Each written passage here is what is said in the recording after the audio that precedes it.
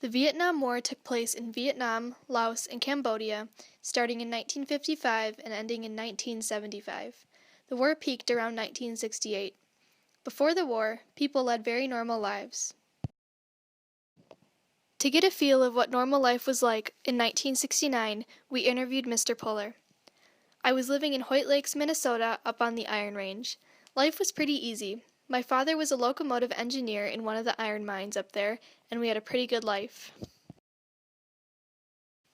Some people were against the idea of the war, while others were supportive of it.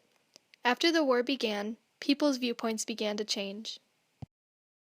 Well, early on, I was quite patriotic and believed what our government was saying, and I was concerned, though, so I wrote, then it was a little bit before this time, but it was President Johnson, and asked him why we were in the war, and I got a big packet from the White House, which impressed me a lot, and read it, but then as the years go by, realizing that all we were doing was killing people, we weren't accomplishing anything. And as it ended up, it's what happened. We accomplished nothing. Thousands of demonstrators opposed to the Vietnam War assembled in the nation's capital for a mass protest. For the most part orderly, minor scuffles did occur between the demonstrators and hecklers. A 3-hour parade takes the demonstrators across the Potomac on their way to the Pentagon. The crowd, estimated at about 50,000 persons, was a loose confederation of some 150 groups and included adults, students, even children. It is at the Pentagon where the first test of strength comes. Military police contain the crowd, but clashes soon break out. Federal marshals arrest several who attempt to break through the protective line. Reinforcing the marshals, a second wave of MPs with fixed bayonets in scabbards move into position. Some 400 demonstrators are arrested, 2 soldiers are injured, and tear gas is used.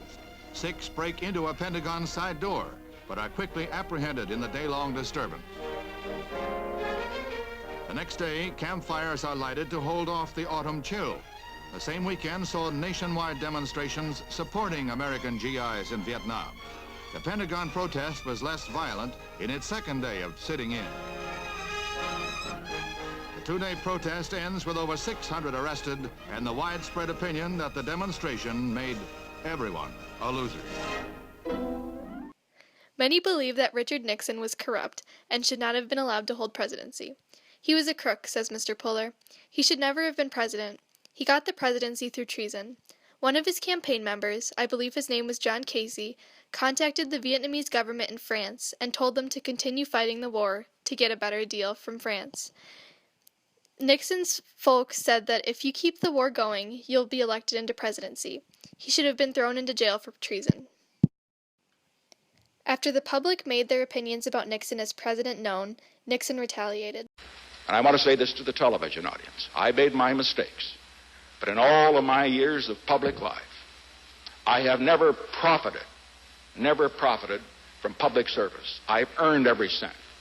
And in all of my years of public life, I have never obstructed justice. And I think, too, that I can say that in my years of public life, that I welcome this kind of examination, because people have got to know whether or not their president is a crook. Well, I'm not a crook. I've earned everything I've got. President? Yes. Nixon's retaliation had no effect. People were still anti-war, and they still believed that he was a crook. Even today, people's opinions remain the same. No, it changed her at the beginning, but after that, it was a total waste of life on all sides. Families were being torn apart due to the draft. This caused fear for the people staying back home over the well-being of their fighting loved ones, and leaving horrible physical and mental after effects for the people in the war to deal with after they returned home. I have an uncle who was in the infantry, and he was wounded 5 times. He's a 5-time Purple Heart winner. And they kept patching him up and kept sending him right back into that hellhole. And he died about I don't know, 7 or 8 years ago now. And his name should be on the Vietnam Memorial because that war killed him just as sure as one of the bullets from the enemy. I had another uncle who was Seabee at the time, and he was responsible for building a lot of the camps that were in Vietnam. So he saw a lot of action. And then I have a cousin who flew helicopters during the war, and he was flying the dust-off helicopters, the medevac helicopters. He said he made the mistake of looking back once, and he never did it again. The carnage that they had to drag in from the war. The Vietnam War taught the people of the United States of America many valuable lessons. Be critical thinking in all dealings with government and policy. Don't believe what politicians say, believe what they do, and believe not what they say their policies are going to do, but what their policies actually do. Thank you for watching, and special thanks for Mr. Poehler for letting us interview you.